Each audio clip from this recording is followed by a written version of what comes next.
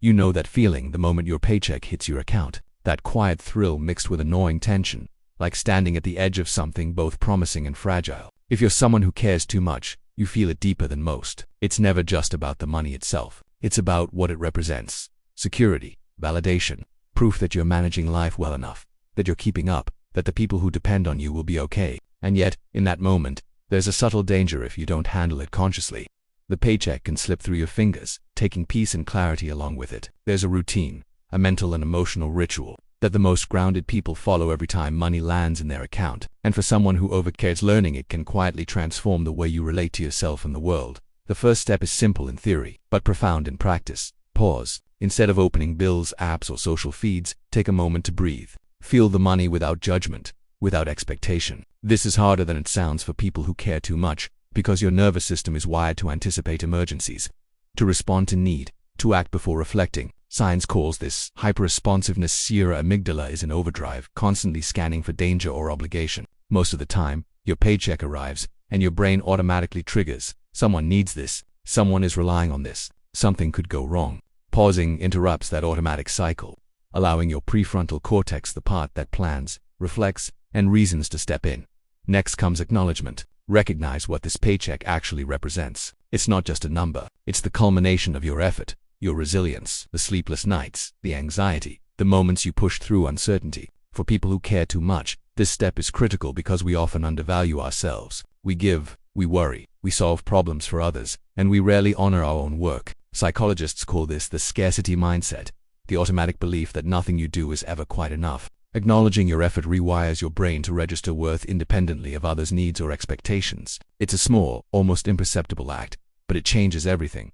The third step is allocation with intention. Before spending impulsively, before responding to external pressures, ask yourself what truly needs to be covered today and what can be set aside to grow. For people who care too much, this step is revolutionary. We're wired to respond to emergencies, to put others first, often at our own expense. But intentional allocation flips the script. You prioritize what stabilizes your life: essentials, debts, savings, and then discretionary spending. Behavioral science shows that committing even small amounts to savings or investments triggers a sense of security, reducing stress hormones and allowing the nervous system to rest. This is the moment when care transforms from compulsion to strategy. You are not giving blindly, you are giving consciously, starting with yourself. The fourth step is reflection. Take a moment to review patterns, to observe impulses without judgment. Did you feel the urge to cover someone else's need immediately? Did guilt try to dictate your choices? People who care too much often treat money as a proxy for love, responsibility, or validation. Every swipe, every payment,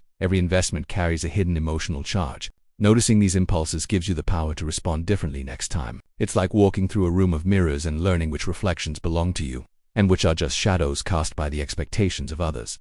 Then comes growth, the most liberating step. Use part of your paycheck to invest in yourself, not because it's urgent, but because it compounds your capacity to care without being consumed. This could be education, health, mental well-being, or even a small indulgence that restores your energy. For people who overgive, self-investment is often the hardest. It can feel selfish, indulgent, or unnecessary. Yet research shows that investing in your own growth enhances resilience, reduces burnout, and ultimately allows you to care more effectively. Caring too much becomes sustainable when it is paired with self-respect. There is also a subtle, almost hidden ritual in gratitude. Take a moment to recognize that this paycheck, modest or substantial, is a tool, not a measure of your worth. For those wired to overcare, it's easy to let money become a proxy for value. If I spend wisely, I am responsible. If I save enough, I am worthy. If I give, I am loved. But gratitude reframes the transaction. The paycheck becomes a resource, a signal of effort, a quiet acknowledgement that you are navigating a complex life and still standing. Gratitude activates neural circuits tied to reward and satisfaction without relying on external validation.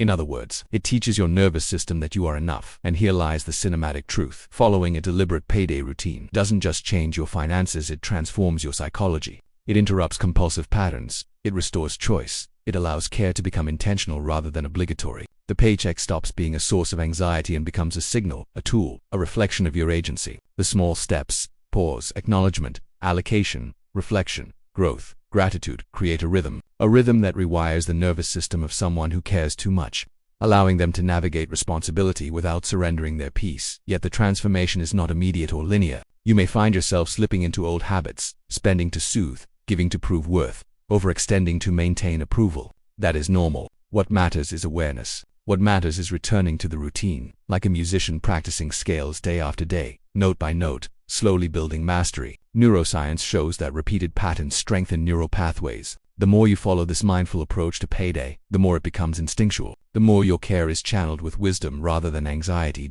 In this routine, you begin to see a deeper truth. Caring too much is not a fluke, it is a gift. When managed consciously, your sensitivity, your empathy, your vigilance, they are assets.